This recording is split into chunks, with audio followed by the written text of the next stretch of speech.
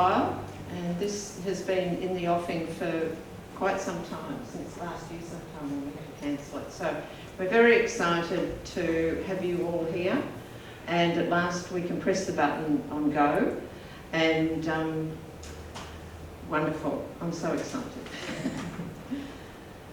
And all these beautiful familiar faces that we've got. So on behalf of the whole committee, welcome, and I hope you enjoy the afternoon. Right, so as you came in, Rosie Westbrook was playing. She's a musician and composer, and recorded and performed with contemporary artists and bands, classical ensembles and theatrical productions in Australia and overseas. Classically trained in guitar and double bass, she composes music for film and television and has produced soundtracks for documentary films profiling contemporary Australian visual artists. Rosie gives performances specifically composed for exhibitions of artists, and in 2020 was commissioned to compose music for the Waterline Coast film of the Coastal Connections project. Rosie is currently working on an album of instrumental music inspired by the beautiful landscapes and seascapes of Phillip Island, funded by a Creative Victoria grant. Anne Davey, OAM, who many of you would know, has had a long association with Phillip Island. Her mother visited the island on holidays as a 6-year-old in 1912. Anne first came to Cowes on a family holiday after the Second World War. When she was 14, her family stayed at Erewhon Guest House, where she met the owner's son, Bob Davey, who offered her some bubblegum after a game of tennis. Very forward. Anne worked as a physiotherapist for 40 years and has played an active leadership role for decades in numerous community, conservation and arts groups. She is a former councillor and Deputy Mayor of the Phillip Island Council and has been the President of the Phillip Island Bass Coast Landcare, President of the Phillip Island Conservation Society, President of the Phillip Island Arts and Cultural Committee, Co-Chair of the Bass Coast South Gippsland Reconciliation Group, and an active committee member of the Phillip Island and District Historical Society for many years. And she was also on the committee of the Island Story Gatherers for some time, from our original committee. Anne and Bob, her husband of 65 years, remember the bubblegum, have won numerous state and national landcare and environmental awards for their farm Bimbadeen, which you all probably are well aware of. Good afternoon, everyone. Lots of familiar faces. I also would like to acknowledge that we meet today on the land of the Bunurong, the traditional custodians of this land, and pay my respect to their elders past and present, for they hold the memories, the traditions and the culture of Aboriginal and Torres Strait people across the nation. Sovereignty was never ceded. We walk on Aboriginal land every day. Well, Linda, I can't believe it. It's actually happening. It's been one of those stop-start, yes, we will. But here we are, and I'm just so pleased for Linda and for all the people, and thank you for coming along today. In the introduction, Lois told us a lot about Linda and Eric, the two authors of this wonderful book, 500 Million Years of Phillip Island.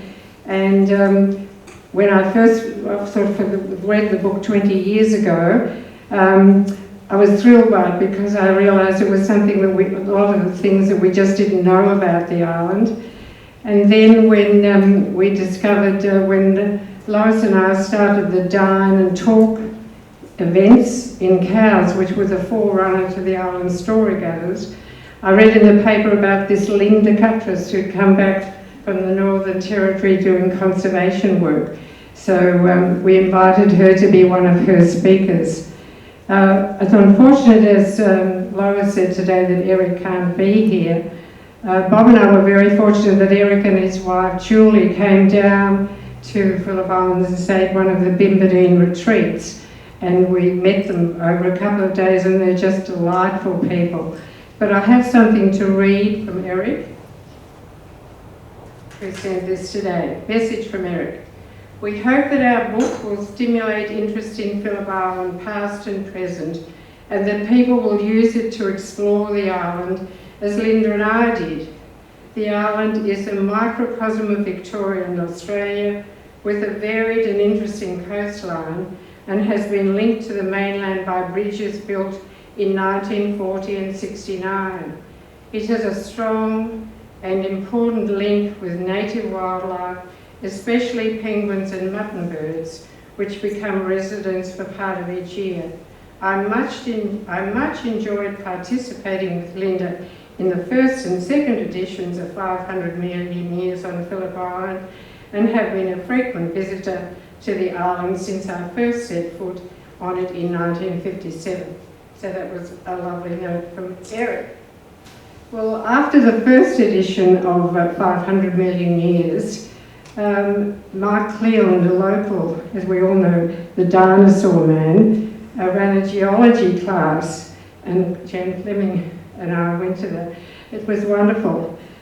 And of course now every time I come, well from then on, every time I look at Cape Woolamai and realise it's 405 million years old, and that we have greenstones at Rill that 506 million years old, and that I hadn't realised that every time I wake up in the morning and get into the kitchen and look across at Hurricane Hill, Richardson Hill, part of the farm we care for, that was 50 million years old.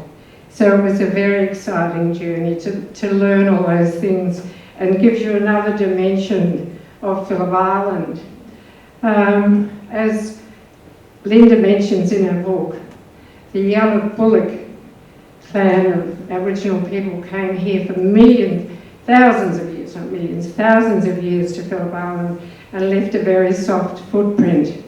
It was really, I became aware of that when we were caring for the land at McAfee's Lagoon, when I came across the middens in the dunes.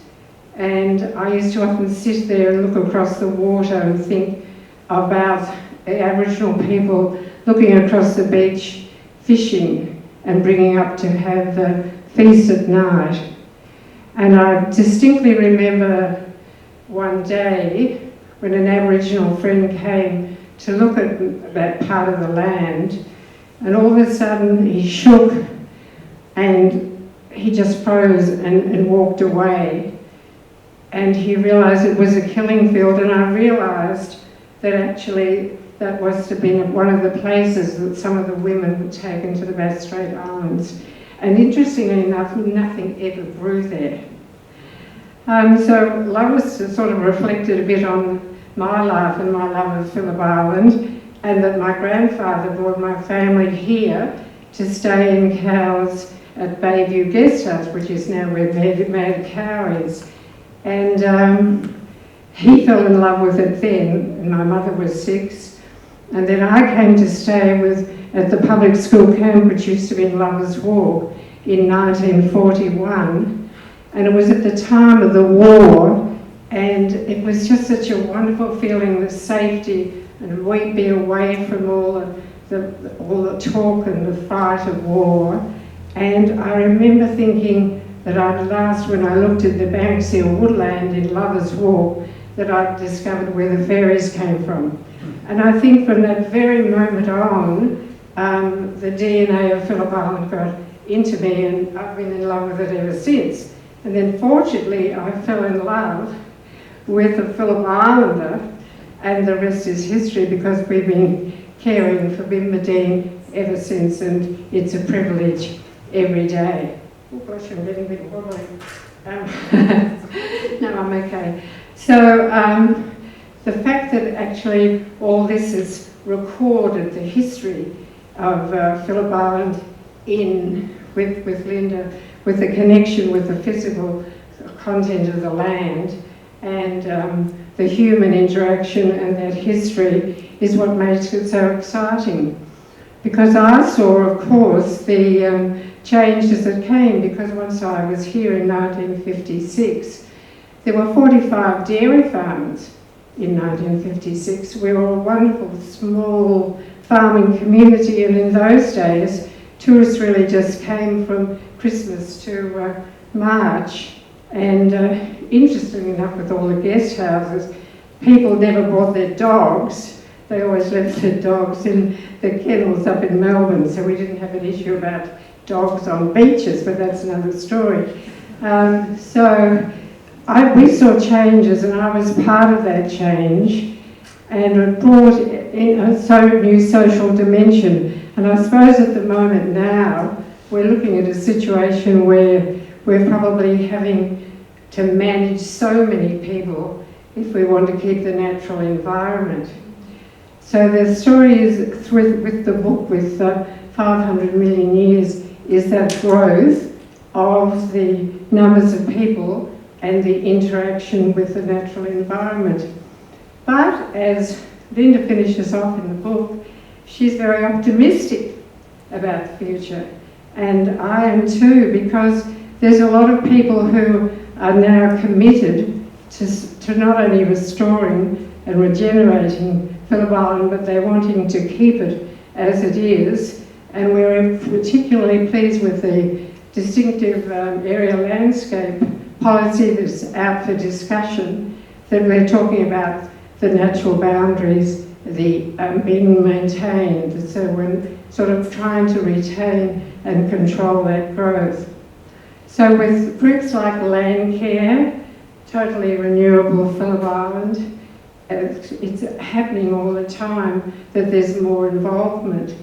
And with people like Laura, engaging us through eco arts, the fact that we can combine arts with people interaction, with going into schools, with kids teaching kids, there's some wonderful programs. And I think, as Linda says, we have reason to be optimistic about the future.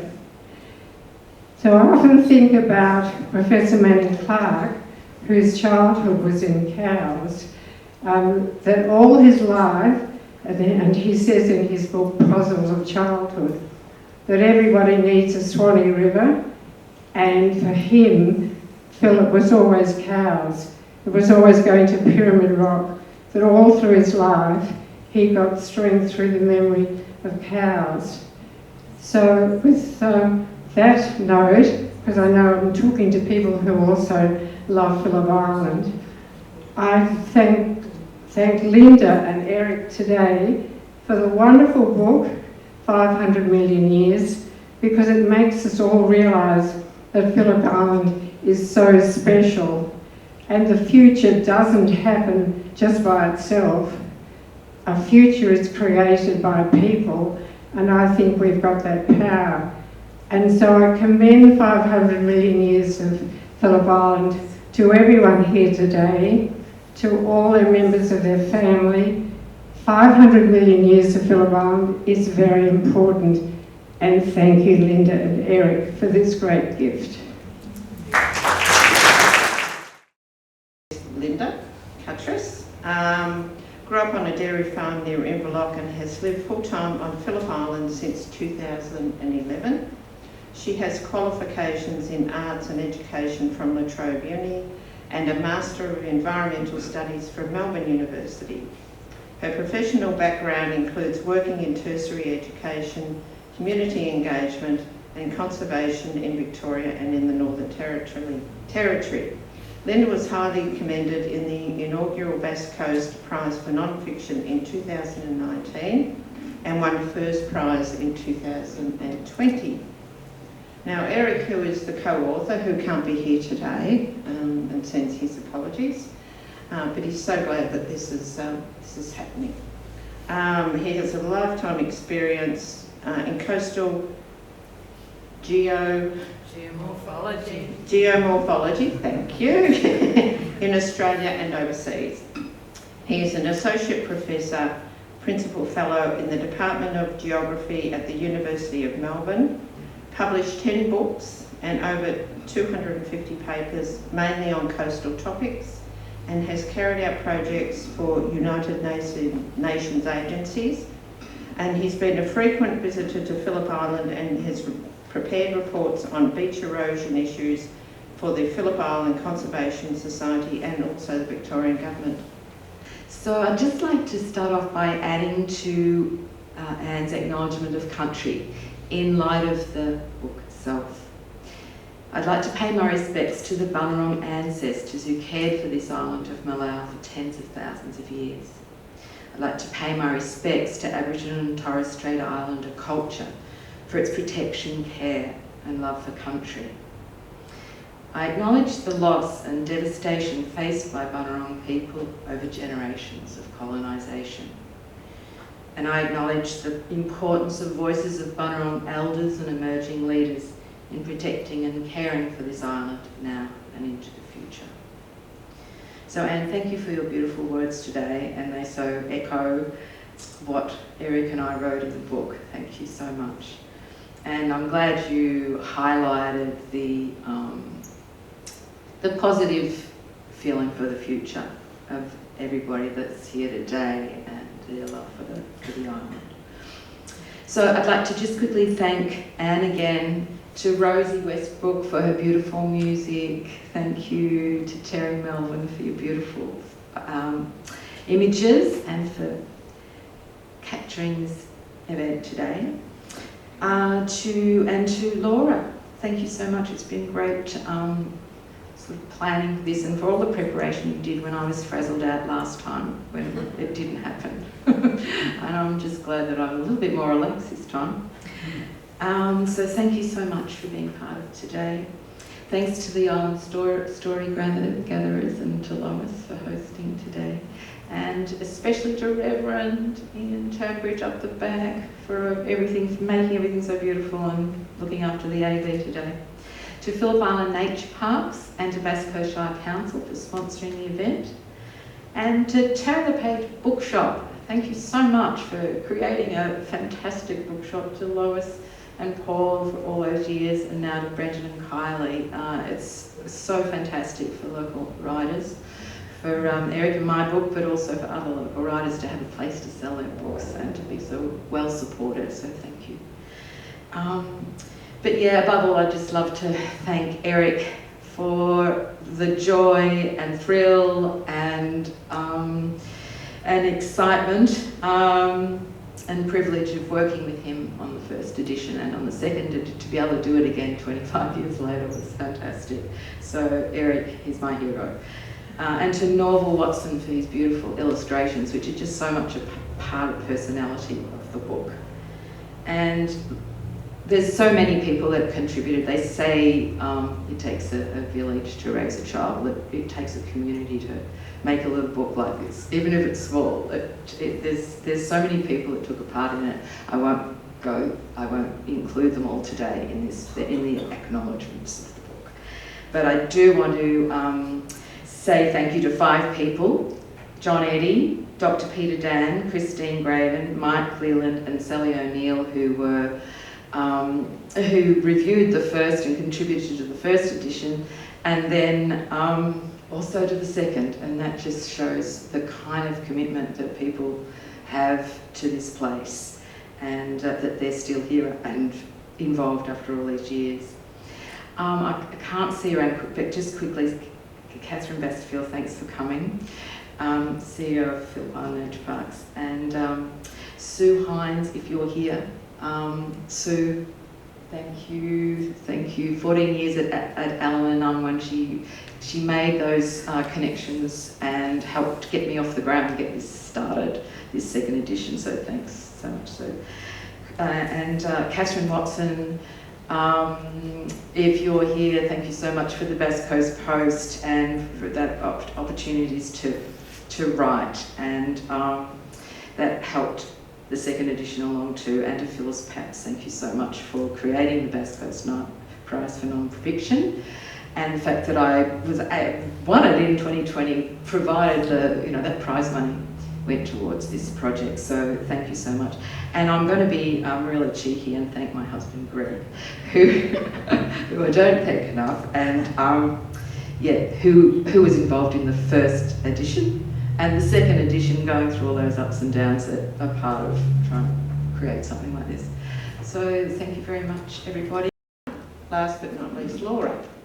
Dr. Laura Brearley, who many of you know as well, specialises in creative research in environmental arts and education.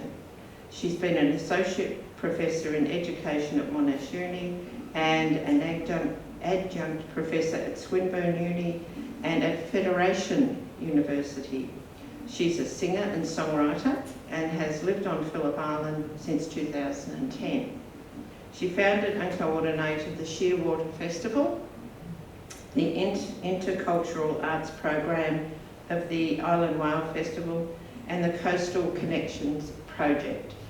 So what we have here today is some very highly qualified and wonderful people who love the island and are so much a part of our community. So welcome our wonderful people.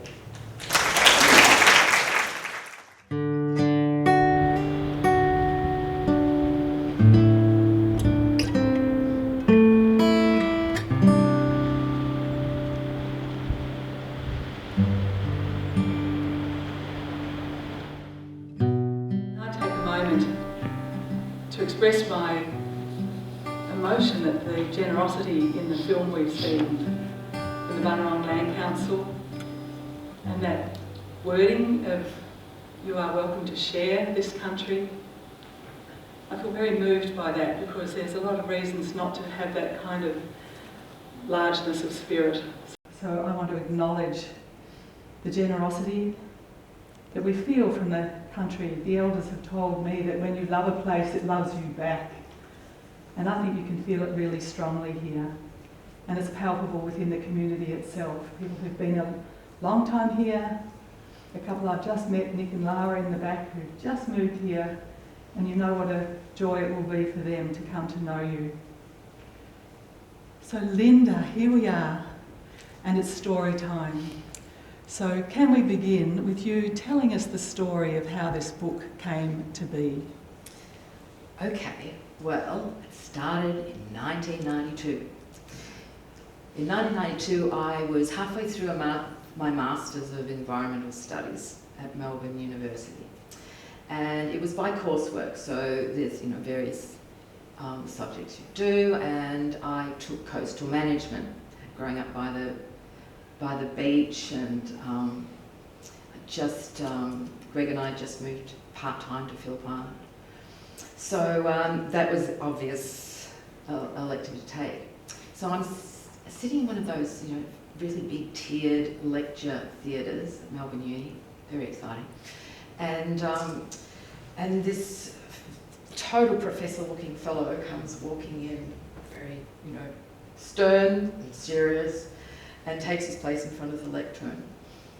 And without too much introduction, launches into these most amazing slideshows, beaches and waves and places all around the world. And this continued for the whole year. It was a subject that went on for the whole year. So I realised pretty early on that these slides that we were seeing, it was, by the way, the reason for the slides was because it was pre-PowerPoint presentation. Most lecturers had overhead slides, very boring and static, but not Eric. Amazing photos of all around the world explaining coastal processes and how beaches were formed and the different types of beaches and cliffs. And it was just thrilling. And he'd walked on these beaches, he'd taken these photographs. It was just amazing. Throughout, Russia and all over Europe, South America, all over the place, a lot of the UK. Anyway, so I took the opportunity whenever I could to do the major assignments about Phillip Island. I think I did one on the evolution and management of the Woolamai dunes. And the final assignment was this guide to the south coast of Phillip Island. So when I got my essay back, and I did quite well, my assignment was quite long. There was a note on it saying, Linda, would you like to write a book, co-write a book a guidebook on Phillip Island, and I nearly fell over because this was like, David Attenborough saying, "Would you like to make a movie with me?" It was like completely taken aback. We had met at the bottom of the lecture theatre a couple of times, me being like so, meek and mild and scared, along with this, sort of all these milling fans, the students, but that was it. And but the note said, "I'll be back from Rio in October. Here's my number, call me if you're interested." So Rio was the Rio Summit. So Eric was at the first summit on climate change in 1992. So anyway, so you did ask how this book came about. Sorry, it's a long story. So we started the following year, I think, early 1993, and Eric would come down for a day or sometimes a few days and stay with Greg and I. And because it was a guidebook, we walked almost the entire coast of Phillip Island, me taking notes and going, "Oh, what's that there? How's that formed?" Just like a little kid in a candy shop. So after some time, we had a manuscript where we, writing back and forth. But I just was not happy with a couple of things. One was that we had walked places from Helen Head and right around the south coast. There's really tall cliffs, and if you misjudge the tides, we planned really well. But if someone else was to read a guidebook on it and to just start walking along without thinking of the tide, they could really get into trouble.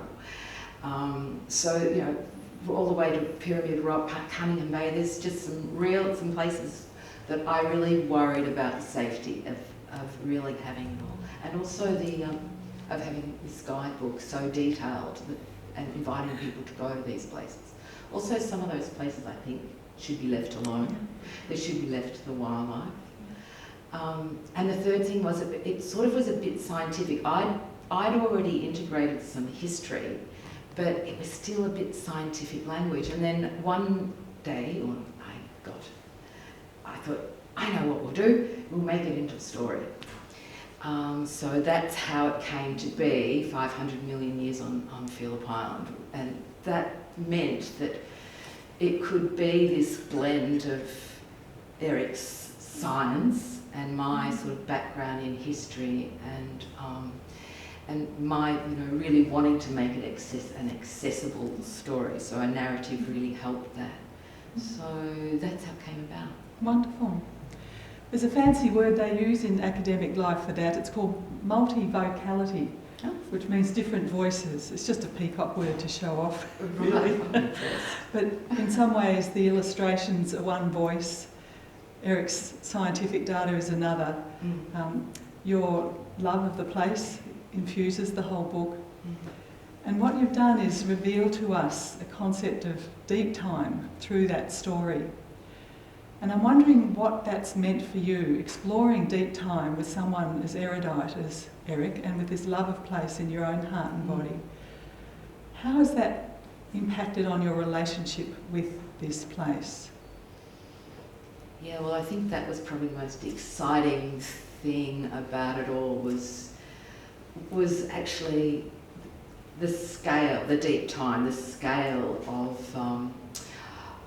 of the place. So to imagine myself imagine this underwater landscape 500 million years ago, and we've got Ian, he's come up with. So yeah, I think so. What it does in terms of change my sense of place is, or help with my sense of place, is that instead of looking at a view, a beautiful landscape, which I am doing if I'm looking at the coast of Phillip Island,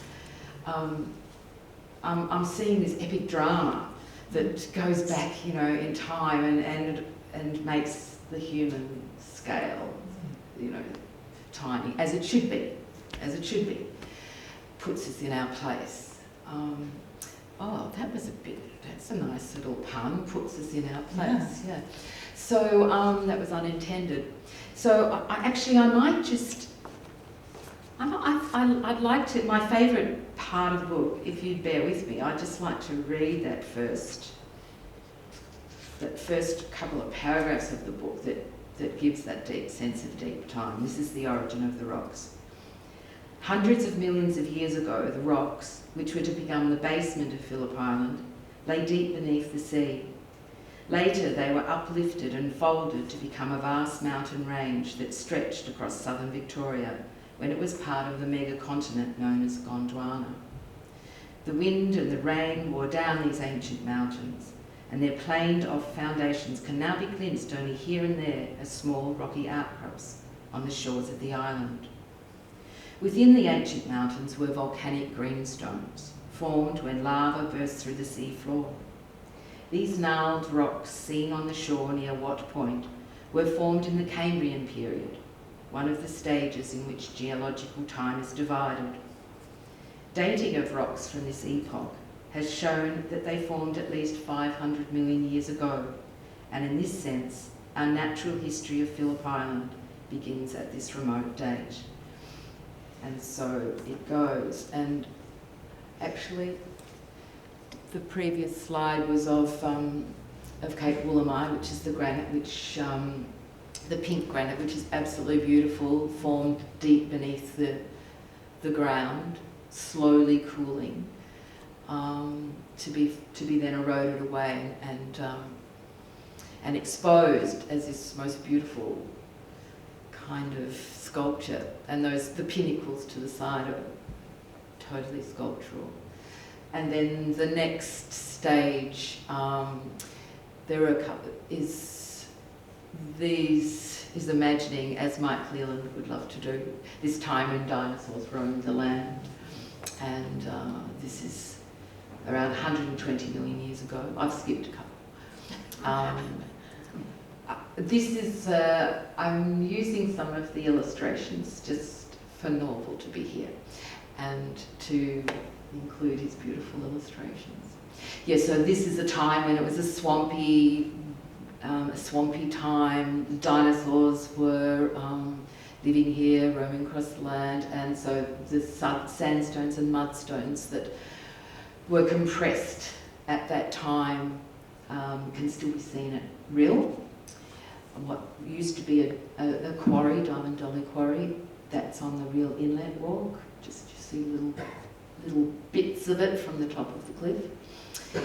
And then we go to the most dominant time that you'll see, like most of Phillip Island, is the volcanics. And so this is the explosive time when the lava is flowing across the landscape, covering what was there before. And so I love when, like, going to the Knobbies and seeing those layers. The layers you see are the layers of lava flow that happened over some millions of years. So yeah, this 50 million years ago, 500 million years ago, it's just, it's huge, it's huge.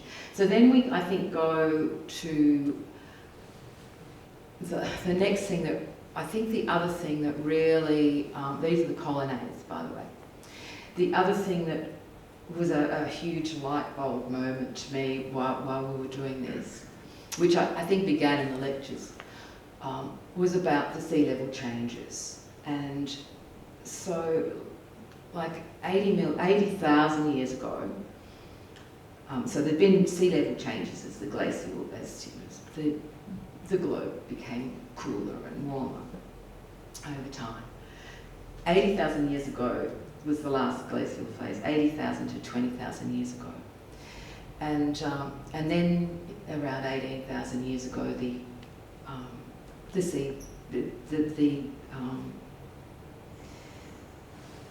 glaciers and the ice flows thawed and the sea began to rise. And so when I thought of that time frame, and I thought 20,000 years, 18,000 years, 10,000 years, it's like getting, now it's the sea's flooding into Western Port. 6,000 years ago, we reached the present level and the basic shape of the current Phillip Island coastline. And I thought, Aboriginal people have been here for, I don't know, 30, 40, 50, I don't exactly know. But for tens of thousands of years, and Aboriginal people have been through generations upon generations of Aboriginal people have been through those changes. I really love and I might just quickly just read out that what we see, the last phase of cold climate was between 80,000 and 20,000 years ago, when the sea fell at least 100 metres below its present level. It drained out of Western Port and Port Phillip Bay. Bass Strait became dry land, and the coastline lay west of King Island and east of Flinders Island. A wide lowland stretched south from Phillip Island to Tasmania, a landscape of dunes, swamps and lakes, which must have been well vegetated and across which Aboriginal people lived. So that also is deep time, not as, and to think that people have had to actually deal with those kinds of amazing changes. And of course there's something in it for the future as well, in a different way, which we probably touch later. So so just quickly go through these ones then, seeing as I've got them there. And this is when the sea level reaches its current level. That's the sea's working away and etching and sculpting the place like the colonnades, the pinnacles, pyramid rock and so forth. So Ian, if you could just whiz through the next one, thanks. And then the dunes, as the sea is rising, it's bringing in the sand from the sea floor that's been stranded for those thousands of years. The seawater's bringing it in, creating the beaches, creating the dunes, and on the sheltered shores, the mud from the mainland is building up on the sheltered shores of Phillip Island into the mud flats and sand flats. So yeah, and then I just had to put this one in. So then the Bunurong are visiting. They're not visiting, they are living on Phillip Island in the summer.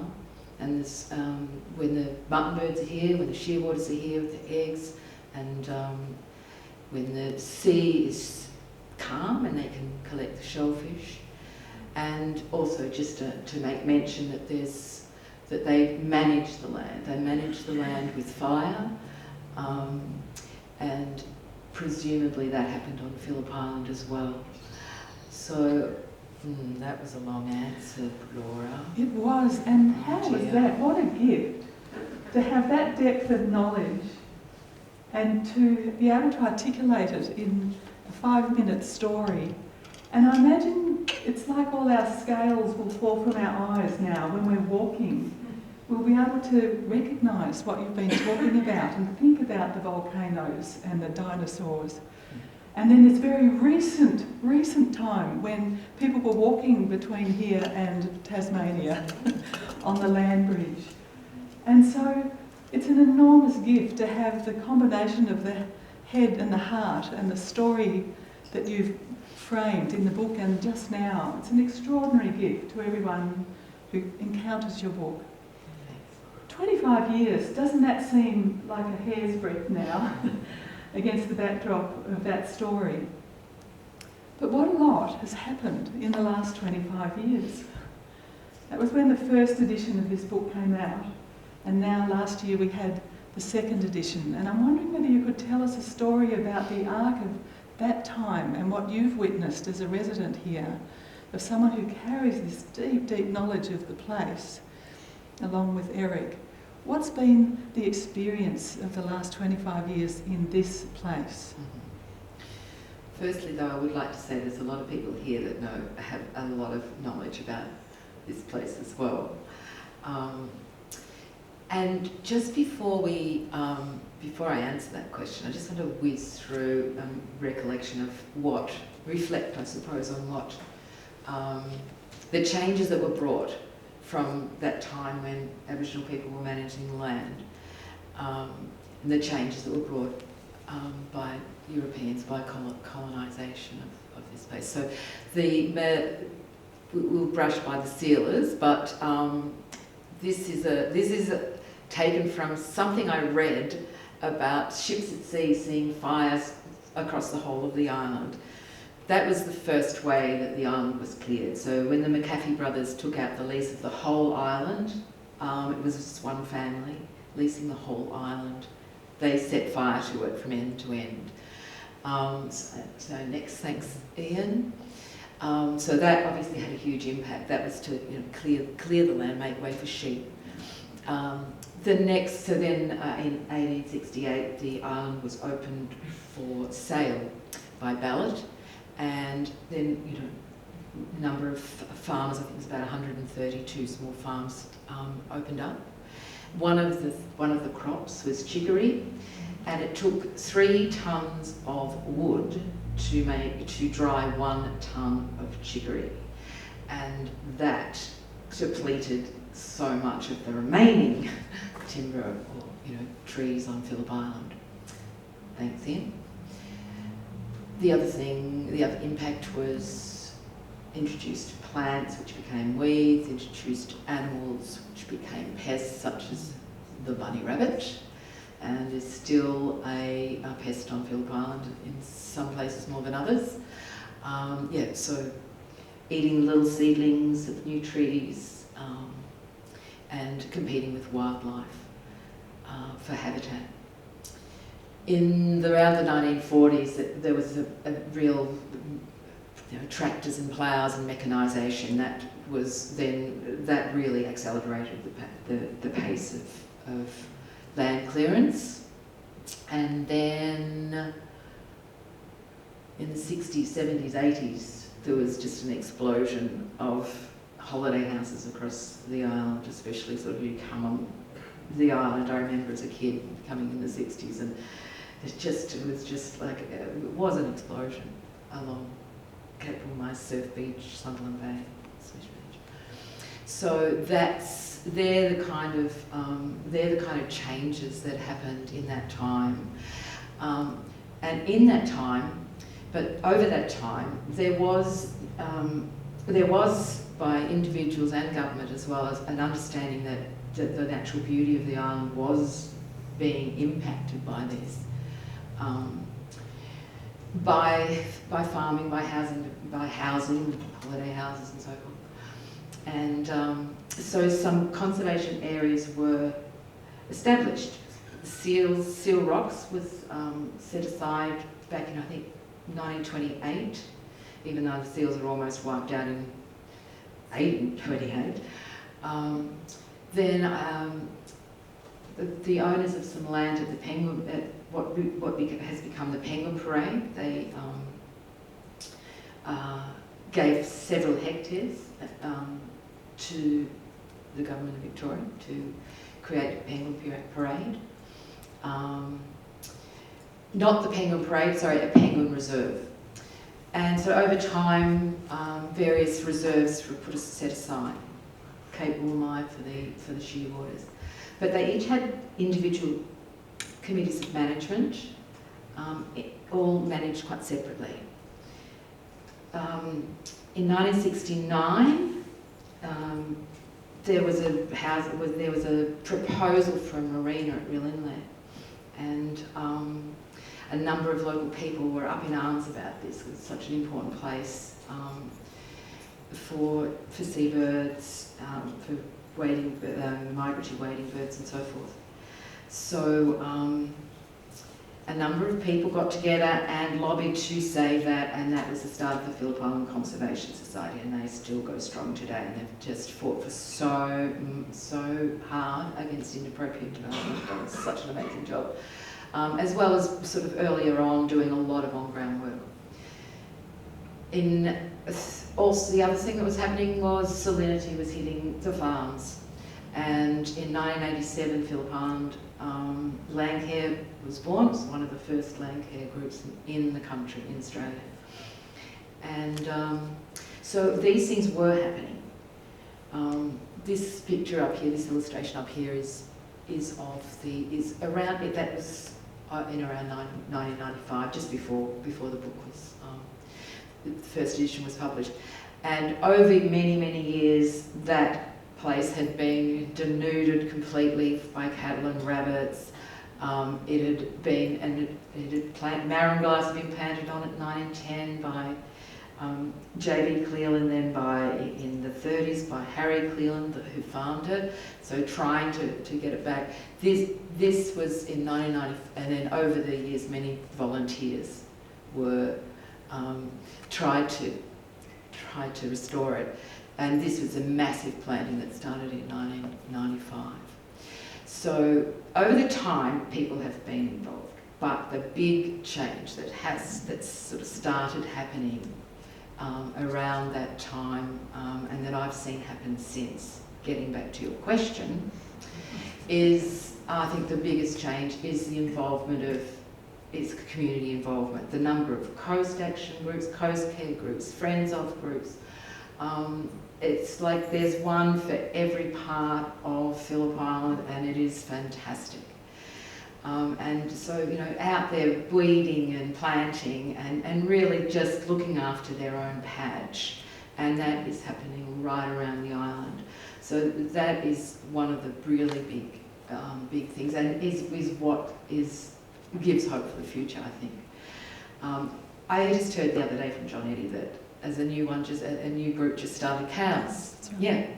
So it's continuous. So it continues to happen, and Fentanyl Coast Action is getting stronger, bigger. So it's just wonderful to see that happening. The second big thing, a big change, is the establishment of the Phillip Island Nature Parks, which was established in 1996, and that brought together all of those conservation areas under one integrated management. And that has just made such a huge change, such a huge difference. So now it's like organised, and it's 20% of the island's conservation areas and coastal reserves are managed by the nature parks, and they do a great job. Thanks. So that's been really huge, and that's where we had just some quick slides to whiz through. So the seal, the seals, the seal rocks is sort of still is looked after. The seals are entanglement of the seals is monitored and so on. And the next one is, of course, the penguin parade is just really, it pays for all of this conservation, so it is amazing. So the Summerland buyback that started in I think 1984 and was completed in 2010, I think it was, is the world first of buying back a whole housing estate for the sake of a species, and that was because they were being run over. It just was inappropriate to have basically a penguin rookery under and in and amongst a housing estate. So that buyback and then the rehabilitation that's occurred since then has been huge. The fox eradication that happened over some time also has enabled the penguin population, and no doubt the shearwater population, it's enabled an endangered species, a species that was extinct on the mainland, the eastern barred bandicoot, to be introduced, and it's doing really well. The shearwaters, so there's so much shearwater habitat has been done and has been rehabilitated, and that's really increased their numbers as well. They are incredible. I'm aware at the time and don't want to go on too much. I could. And the Koala Conservation Centre that was established also in the 90s, I think 1992 originally.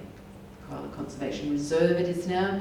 So as a refuge for the koalas that were being killed on the roads, and their habitat was just diminishing so rapidly. So that's and the third big change that I see is how great it is that that Bunurong people are involved. Aboriginal people are coming back to live on country, and Aboriginal people are involved, Bunurong people are involved in policy making, in like the wildlife, the Phillip Island Wildlife Management Plan, they had a big involvement in. There's reconciliation action plans, that there's just been so much more involvement, and that I hope will continue to happen. And this slide shows, for those of you, some of you may recognise it, is the Mooners at Red Rocks, and they are possibly several hundred years old. And once again, that's sort of bringing that time dimension in of, the Bunurong would have been sitting under those or wandering along past those very trees. And it's great that they've come back to do that again. And then the last, that's I think the last slide, but the fourth, oh no, it's not the last slide, but the fourth thing that I see as the big change is the awareness of climate change. And so, yeah, with the Glasgow Shire Council declaring climate emergency and a target of carbon neutral by 2030, fantastic. The nature parks I know also doing great things. The new Penguin Parade Visitor Centre was a really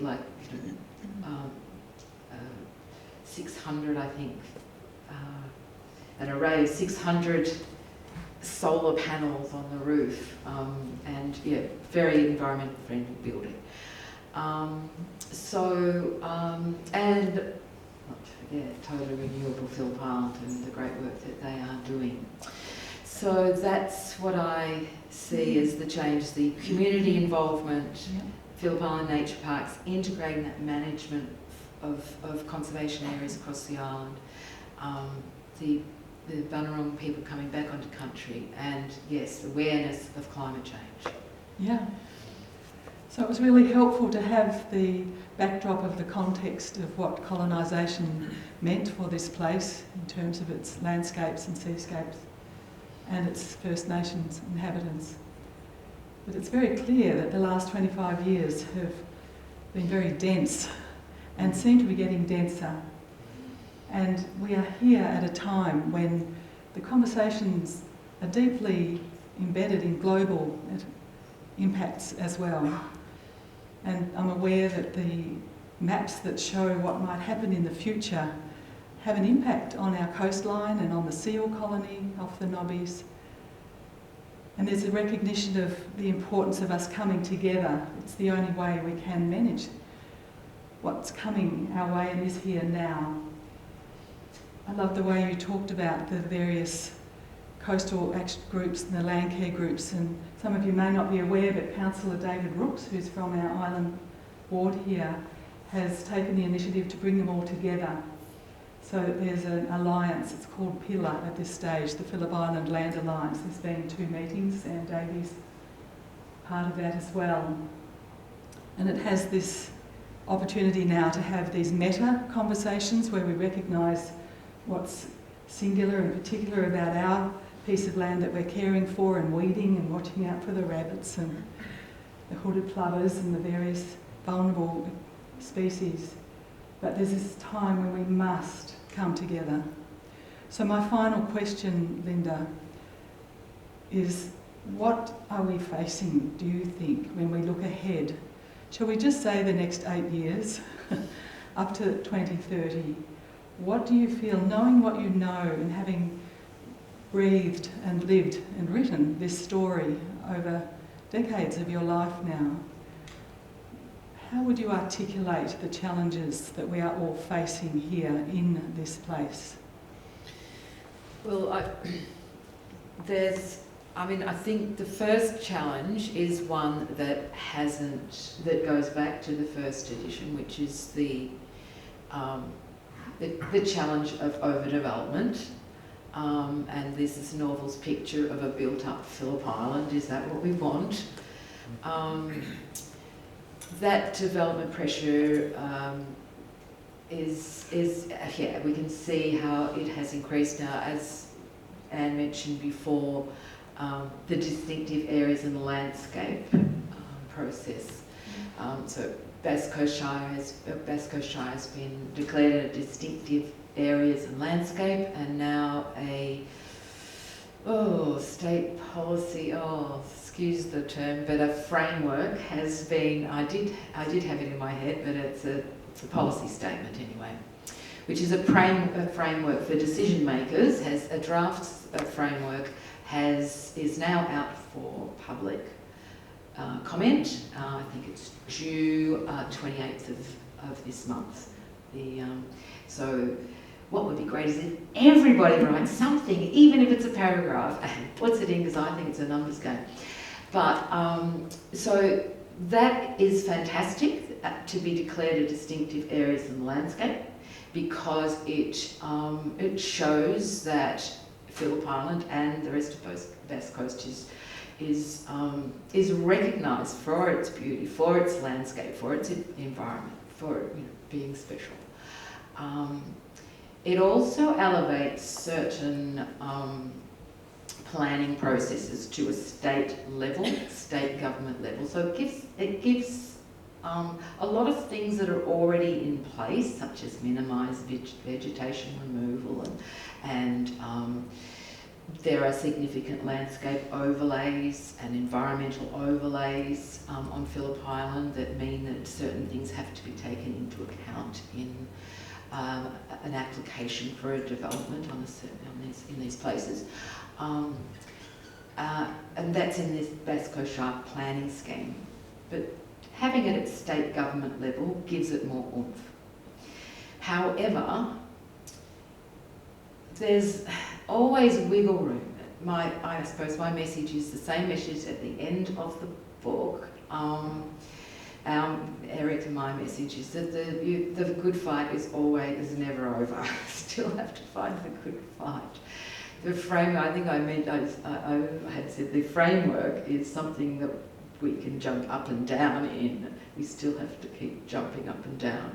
I was just having a whiz through it yesterday because I'm aware that the 28th is coming upon us.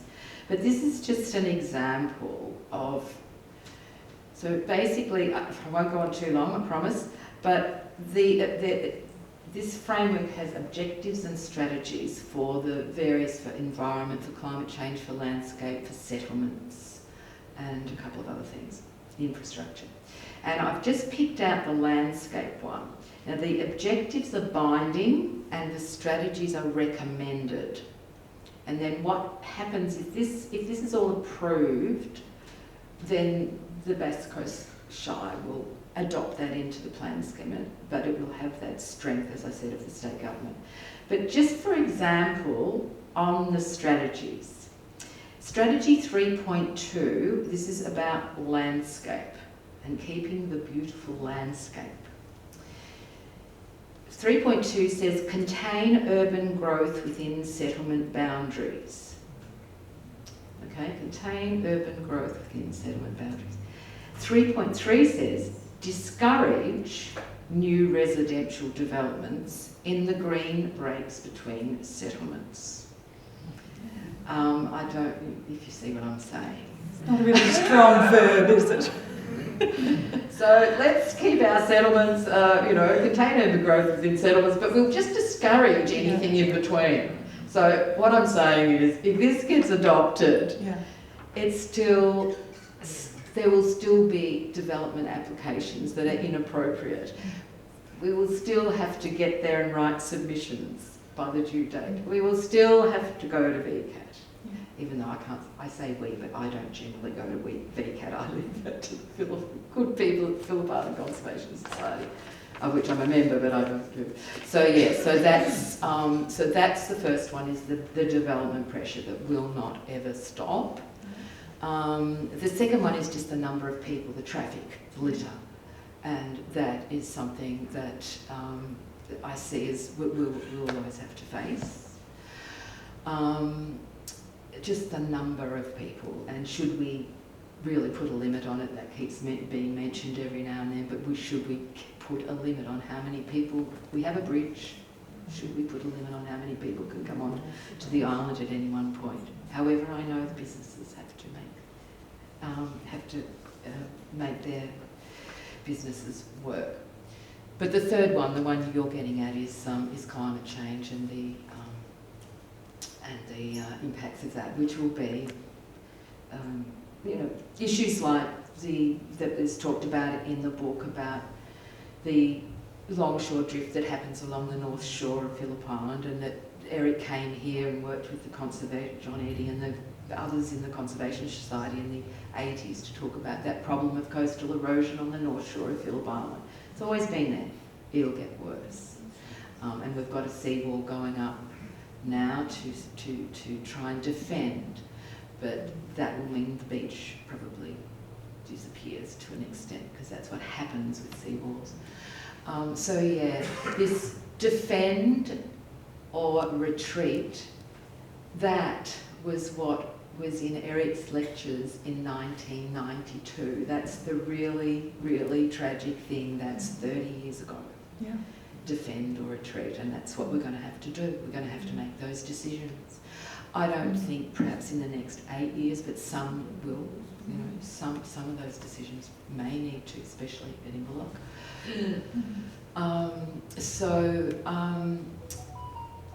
The other things that will happen is that as sea level rises, of course, there'll be coastal inundation of infrastructure and some residences.